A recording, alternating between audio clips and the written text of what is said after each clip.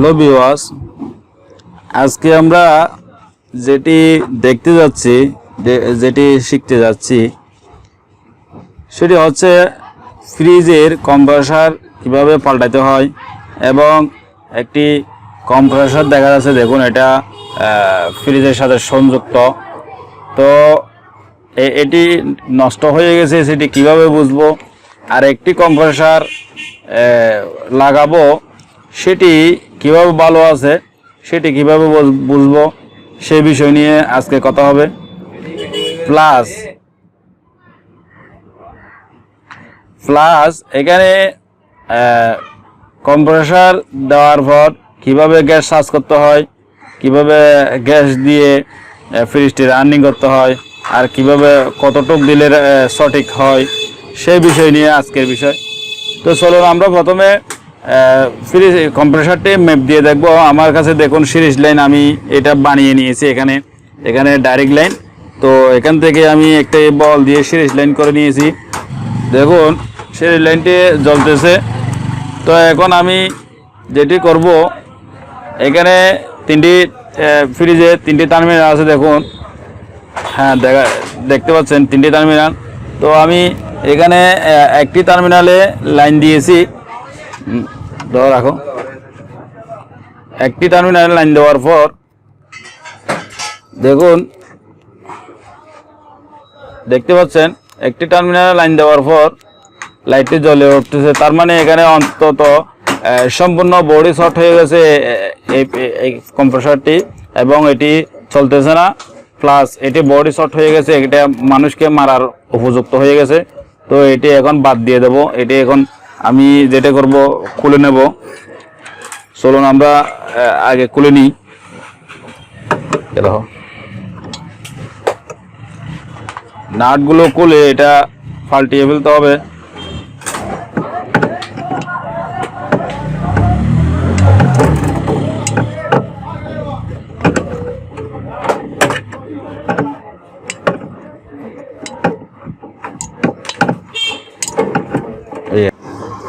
এখানে দেখতে পাচ্ছেন এটা এটা এখন আমি পাল্টাচ্ছি। এটা হচ্ছে, এটাও একটা পুরাতন কম্প্রেসার, কিন্তু এটা ভালো। তো এই পাশে একটা আছে, দেখুন। এই যে এটা রং দেওয়া, এটা আগে ছিল, এটা নষ্ট হয়ে গেছে। তো এখন যেটি লাগাচ্ছি, এটি মোটামুটি এটা আরেকটা ফ্রিজের। তো আমি সেকেন্ড হ্যান্ড লাগাই দিচ্ছি। তাহলে এখন যেটা করতে হবে, এখানে পাইপগুলো, একটা বিষয় লক্ষ্য রাখতে হবে, এখানে যে পাইপগুলো আছে খুব ভালো করে লাগাইতে হবে।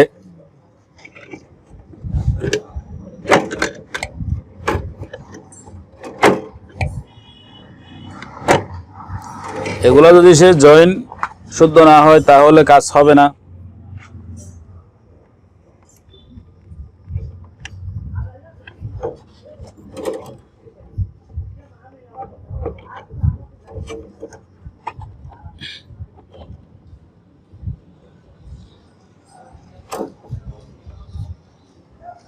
দেখতে পাচ্ছেন, হ্যাঁ, টানানো এখানে হাসেন যাবে। তো এগুলো জয়েন করার জন্য আমার লাগবে হলো একটা গ্যাসের বাতি। চলে, এখন আমি এটা জ্বালাই করব। দেখুন ভালো করে, জ্বালাইগুলো কিন্তু খুব ভালো হতে হবে।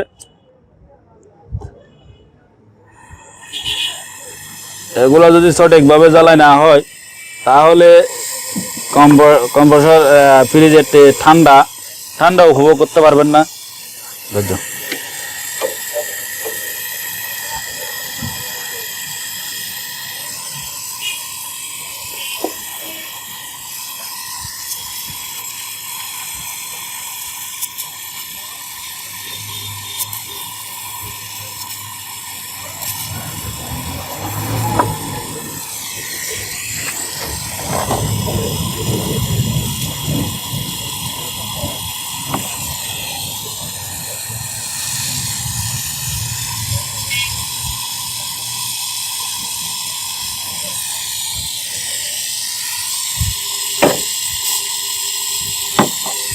সুন্দর করে যাতে ভালো করে লাগে, এটা খুব ভালো করে লক্ষ্য রাখতে হবে।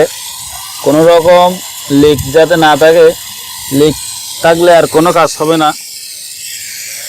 তো আমি একটা অলরেডি জ্বালাই করা শেষ হয়ে গেছে, আরেকটি আমি জ্বালাই করব। তেল জ্বালা করব,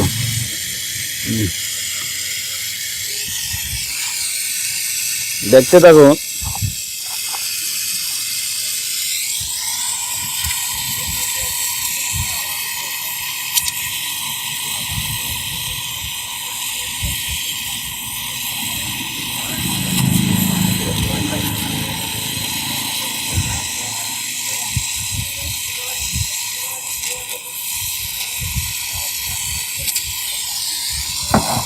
সিলিন্ডার আপনার কম্প্রেসর পাল্টানো খুব তেমন কঠিন নয়, একটা ইজি কাজ,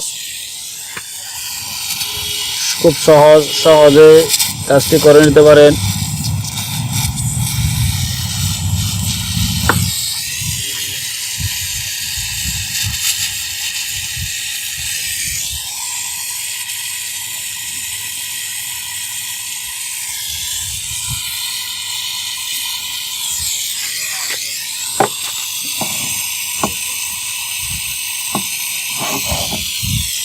নিচে উপরে ভালো করে দেখতে হবে জ্বালাটা ভালো করে লাগছে কিনা।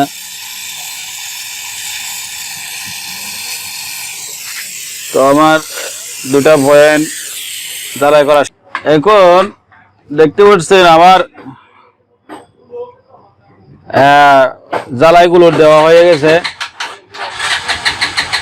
তো ভালো করে জ্বালাইগুলো দিয়ে দিয়েছি। এখানে যেটা করণীয়, এখন এটা চেক ইনে দিতে হবে। আমি চেক ইন না করে যদি এখানে গ্যাস চার্জ করে ফেলি, তাহলে যদি এখানে কোনো ধরনের লিক থেকে যায়, তাহলে গ্যাসগুলো নষ্ট হয়ে যাবে এবং ঠান্ডাও হবে না। তো সেক্ষেত্রে যেটা করণীয়, আগে ভালো করে চেক করে নিতে হবে। চেক করার জন্য আমার এখানে দেখুন একটা মিটারটা আমি সিঙ্গেল মিটার নিছি, একটা মিটার। তো এখানে এই পয়েন্টে লাগাবো,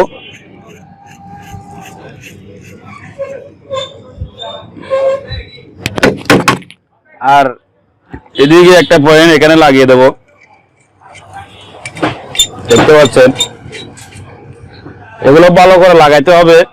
এখান থেকে যদি বাতাস লিক হয়ে যায় তাহলে হবে না, সেক্ষেত্রে ক্লাস হয়। তো ইয়াটা দেখতে পাচ্ছেন, এটা একটু ঘুরতেছে, লস হয়েছে। আমি একটু ভালো করে টাইট দেবো। এখন দেখুন, হ্যাঁ, ভালো করে টাইট দেওয়া হয়ে গেছে।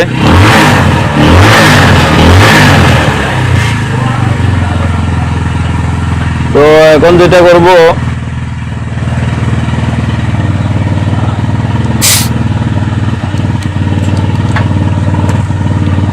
এখানে যাদের কাছে হাওয়ার ট্যাঙ্কি নেই, আমার কাছে বড় ট্যাঙ্কি আছে। তো আমি লাইনের থেকে হাওয়া দিচ্ছি, আর যাদের নেই তারা কম্প্রেসর দিয়ে তৈরি করতে পারেন এরকম একটা হাওয়া সিস্টেম। দুধগুলো খুলে দেবেন।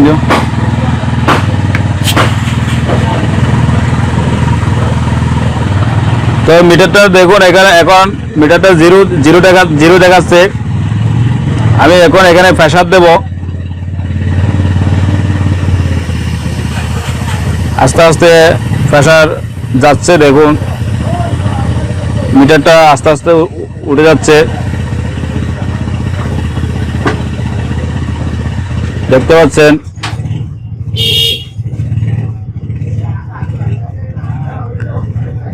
এখানে 150-150-এর মতো দেখাচ্ছে। ওই একদম কর্নার একটা দেখুন, এই পরিমাণ প্রেসার দেখাচ্ছে। তো এটা আমি এভাবে রেখে দেব, ভালো করে টাইট দিয়ে দিচ্ছি যাতে ইয়ে না হয়, লুজ না হয়। তো এভাবে আমি রেখে দেব। আগামীকালকে আজকে একদিন রাখবো, একদিন রাখার পর যদি সেটা রেজাল্টটা ভালো দেখায় তাহলে আমি গ্যাস সার্চ করে এটাকে চালু করব। তো আজকে এ পর্যন্ত থাক, আগামীকালকে আবার দেখবো।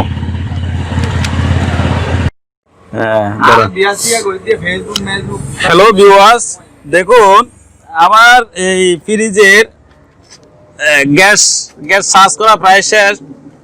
এখানে টেস্টিংয়ে দিয়েছিলাম গ্যাসে কোনো পাইপে কোনো রকম লিক আছে কিনা দেখার জন্য, তো কোনো রকম লিক নেই। তাহলে দেখুন এদিকে একটা ট্যাঙ্কি আছে, আমার নাম্বার তো হয়েছে 600, এটা উল্টা দিকে দেখা হচ্ছে। তো দেখুন 600 নম্বরের গ্যাস। তো এখানে গ্যাস লাইনটা আমি সংযোগ দিয়ে দিয়েছি অলরেডি। গ্যাস লাইনটা সংযোগ দিয়ে এখানে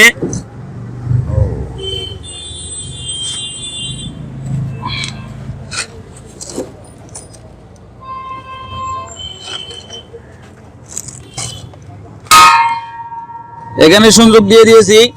তো এখান থেকে এখন গ্যাস ঢুকাবো। গ্যাস ঢুকিয়ে ফ্রিজটি রানিং করব। রানিং করে দেখবো এটা সেকেন্ড হ্যান্ড একটা ফ্রিজ। তো এখানে আমার যেটা করণীয় সেটি হচ্ছে রেগুলেটরের যে লাইনটি আমি দিয়ে দেবো এখন।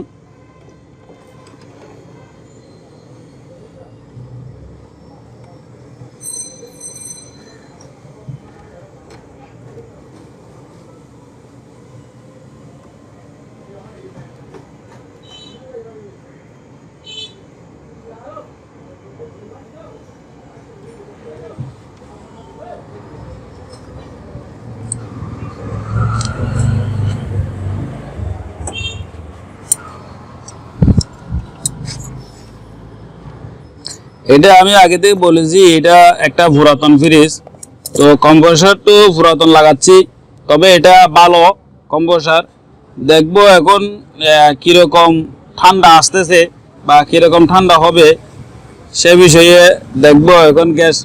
এখানে দেখুন আমি প্রথমে মেশিনটি রানিং করার আগেই অল্প একটু গ্যাস সার্চ করে রাখছি। দেখুন এদিকে মিটার একটু লক্ষ্য করুন, এই পরিমাণ গ্যাস আমি অলরেডি দিয়ে দিয়েছি।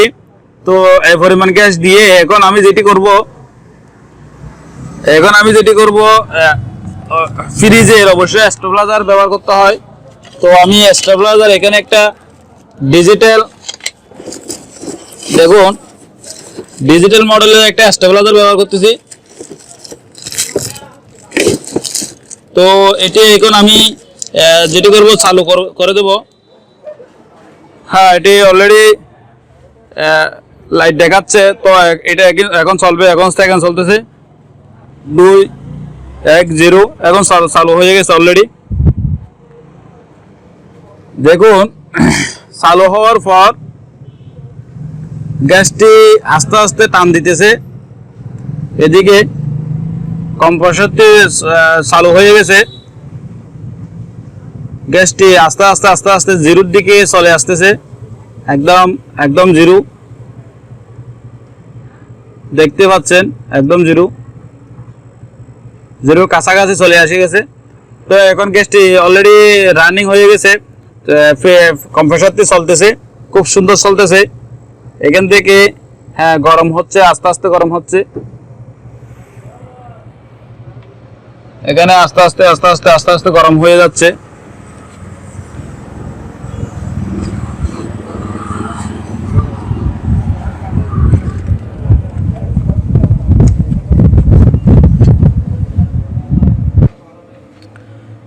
দেখতে পাচ্ছেন এখন বরফ চলে আসতেছে।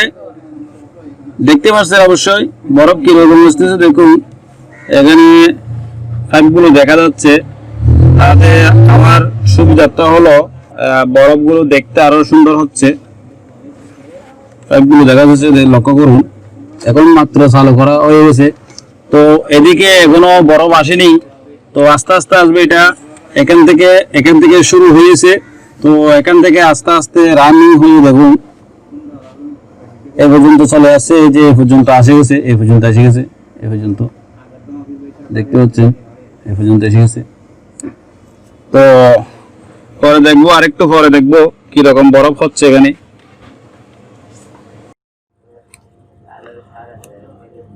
ভিউয়ার্স দেখুন, এখানে কম্প্রেসরটি অলরেডি চলতেছে। এখানে দেখুন বরফ চলে আসছে। এটা এটা হচ্ছে একদম শেষের পয়েন্ট। তো এখানে বরফ অলরেডি বরফ চলে এসে গেছে। তো এটা মোটামুটি হালকা গরম, নেটটা খুব গরম, নেটটাও মোটামুটি গরম হয়ে গেছে। 1010 অথবা 9 এম্পিয়ার নিচ্ছে, প্রায় 1 এম্পিয়ার। 10 মানে 10 হচ্ছে, মাঝে মাঝে 9 হচ্ছে, তার মানে 1 এম্পিয়ার বা 1 এম্পিয়ারের কাছাকাছি বা একটু বেশি, 19-20 এভাবে চলতেছে এম্পিয়ার। খুব সুন্দর চলতেছে। তো যাই হোক, আমরা এখন দেখব, এটা আমি আগে থেকে বলেছি যে কম্প্রেসরটি আমি সেকেন্ড দিয়েছিলাম, দিয়েছি। তো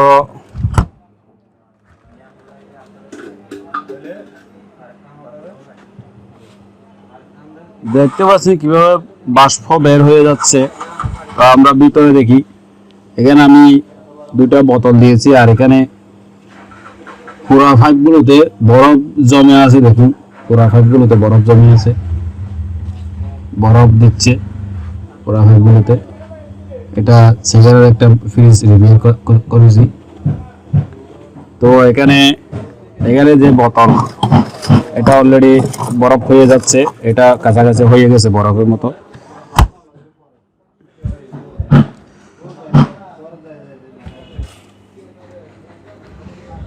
তো এখানে দেখুন মোটামুটি এটা নর্মাল ইয়াতে ঠান্ডা হচ্ছে হেভি।